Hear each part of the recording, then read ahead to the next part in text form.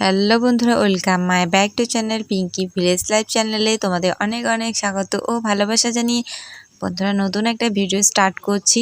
তো দেখো, সকাল সকাল ফার্স্ট কাজ হচ্ছে আমার বিছানাটাকে চেঞ্জ করে নেওয়া, মানে বেড কাভারটাকে চেঞ্জ করে না। তার আগে তো আশিপাশি যা কাজ থাকে সমস্ত কিছু সেরে নিয়ে সকালে আমাদের চা খাওয়া হয়ে গেছে করে এখন চলে এসেছি বিছানার আগে বেড কাভারটাকে উঠিয়ে নতুন একটা ধোয়া বেড কাভার পেতে নিলাম। আগেরটা আমি কেচে দেবো, যেহেতু 2-4 দিন থেকে বৃষ্টি পড়ছে, একদম বিছানার তো বাজে অবস্থা। মেয়ে সারাক্ষণ বিছানার মধ্যে উলট পালট খেলাধুলা সমস্ত কিছুই করে। আর আজকে সকাল সকাল খুব সুন্দর বন্ধুরা রোদ বেরিয়েছে। জানি না এই রোদটা কতক্ষণ থাকবে, এখনই রোদ এখনই বৃষ্টি, এরকম একটা পরিস্থিতি। তো সকাল সকাল রোদটা দেখে মনটা ভীষণ মানে ভালো হয়ে গেল। যা জামা কাপড় আছে মেয়ের সেগুলো কাচবো, বিছানার বেডশিট কাচবো।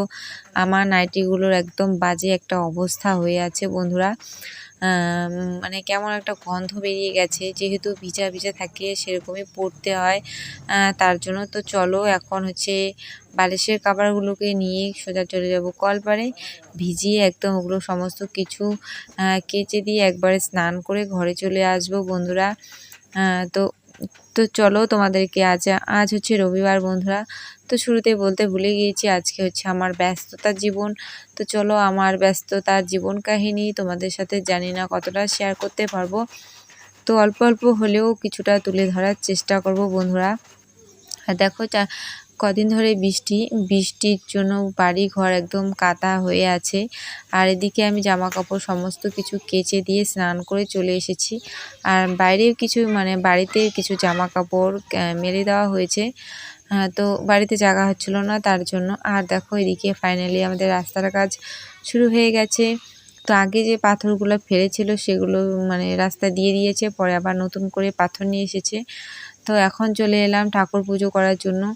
তো চলো ঝটপট করে ঠাকুর ফুলগুলো উঠিয়ে নিয়ে ঠাকুর পুজো করে রান্নাঘরে চলে যাব, যেহেতু রবিবার। আজকে একটু আমার তাড়াতাড়ি রান্না করতে হবে, আগামীকাল হচ্ছে সোমবার। হাঁড়ি কড়াইগুলোকে আমার মেজে রাখতে হবে আজকেই। তো রান্না বান্না করে হাঁড়ি কড়াই মেজে সবাই খেয়ে দিয়ে মানে বাবাদেরকেও খেতে দেবো, আমি খেয়ে মেয়েকে রেডি করে 2টোর মধ্যে আমাকে আবার যেতে হয় রবিবার করে। তো দেখো তোমাদেরকে একটু আগেই বললাম আকাশ এখনই ভালো আছে এখনই খারাপ। তো দেখো প্রচণ্ড পরিমাণে হাওয়া দিচ্ছে। আর একদিক দিয়ে ভালো যে শরীরটা ঠান্ডাই আছে, কিন্তু একদিক দিয়ে খারাপ যে জামা কাপড়গুলো শুকোয় না, এটারই কষ্ট। আর আমার কিছুদিন ধরে কয়েকটা সপ্তাহ ধরে এরকমই হয়, রবিবার করে ভীষণ ঝড় বৃষ্টি হয়।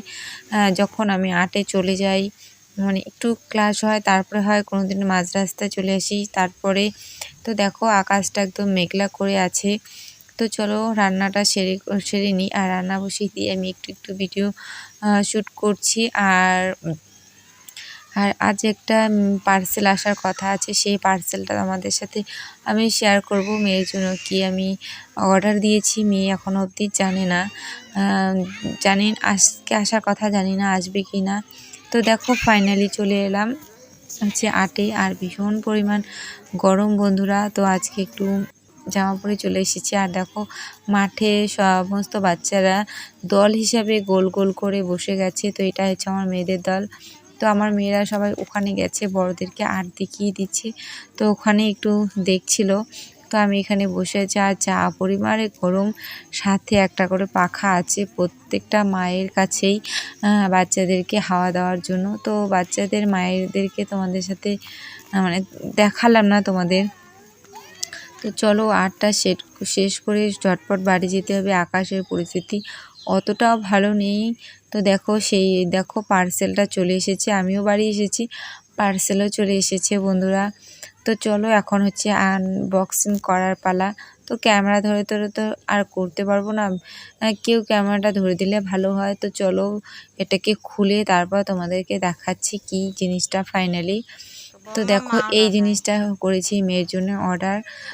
তো ভীষণই কষ্ট হয় যখন দুপুরবেলা 2টোর সময় 8-এ যাই, ভীষণ কষ্ট হয়। আর পাখা দিয়ে না অনেকক্ষণ হাওয়া দিতেও ইচ্ছে করে না। তো এটা হচ্ছে চার্জিং হিসাব। তো এটা আমি কি করব, মেয়েকে হাতে ধরিয়ে দিলেই হয়ে যাবে, আমার কোনো হাওয়া দেওয়ার ব্যাপার থাকবে না।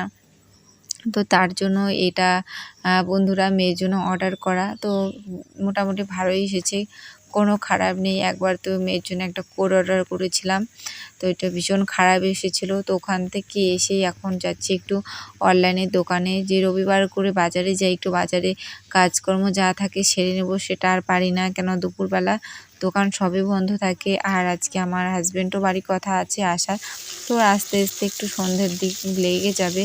তো চলো ওখান থেকে এসেই মানে 5-10 মিনিট পর আমার হাজব্যান্ড চলে এলো, তারপর ও চলে গেছে, কিন্তু সোজা এসে একটু রেস্ট করেই চলে গেছে বাজারে। তো দেখো বাজার থেকে নিয়ে এসেছে মাছ, মাছটা নিয়ে এসেছে বাবার জন্য। বাবা মাছ খায় না, সরি, বাবা খায় না চিকেন, আর আমার মেয়ে খায় না মাছ, তার জন্য আমাদের বাড়িতে যেটাই আনো না কেন 2 রকম আনতে হয়। তো আজকে 3 রকম নিয়ে এসেছে, 2 রকম মাছ আর চিকেন নিয়ে এসেছে মেয়ের জন্য।